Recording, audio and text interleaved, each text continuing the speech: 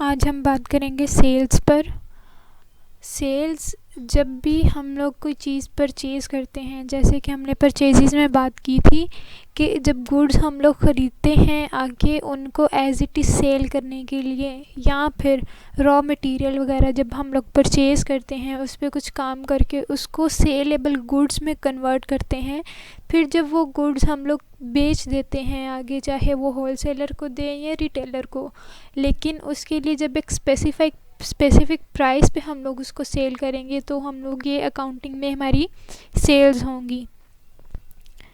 Sales के लिए या परचेज़ के लिए, इन दोनों चीज़ों के लिए हमारे पास एक स्पेसिफ़िक प्राइस होना ज़रूरी है ताकि हम लोग उसका अकाउंटिंग में नोट डाउन कर सकें।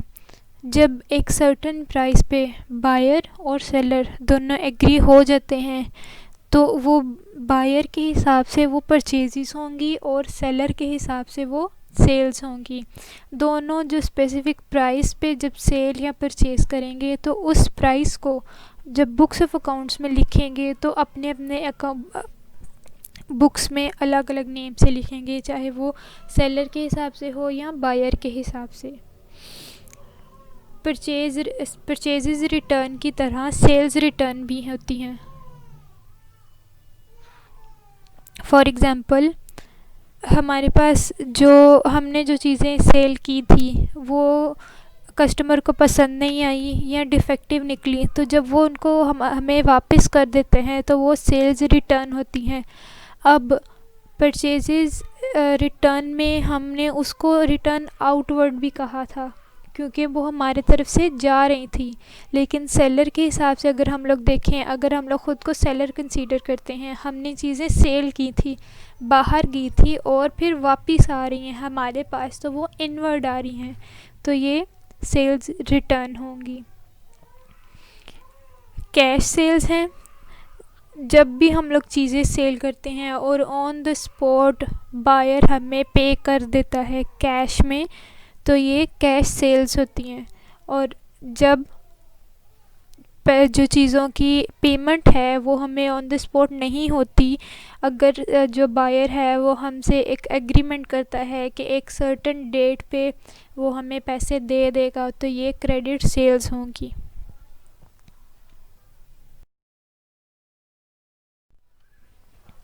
अब नेक्स्ट है अलाउंसेस। इसके लिए सपोज़ करें कि मैं सेलर हूँ और मैं कपड़े सेल करती हूँ। अब जो कपड़े मैं सेल कर रही हूँ मुझे नहीं पता था कि उसमें कोई डिफ़ेक्ट है।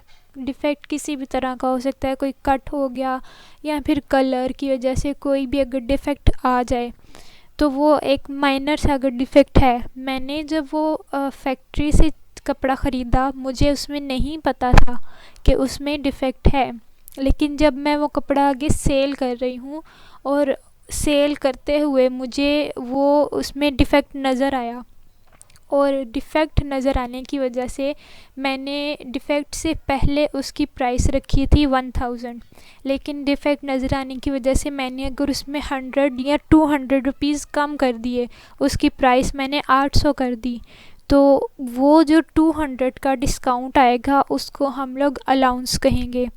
लेकिन अगर मैंने जब वो कपड़ा फैक्ट्री से ख़रीदा था और मुझे उसमें डिफ़ेक्ट का पता था, उस डिफ़ेक्ट पता होने के बाद अगर मैं उसकी प्राइस 1000 रखती हूँ और जब मैं सेल कर रही हूँ और मैं कस्टमर को बता के सेल करती हूँ तो फिर मैं उसमें अलाउंस नहीं दूँगी। अगर मुझे नहीं पता और सेल करते हुए मुझे उसमें डिफ़ेक्ट नज़र आया और फिर मैं उसकी प्राइस कम करूँ तो वो अलाउंस होगा कस्टमर के लिए।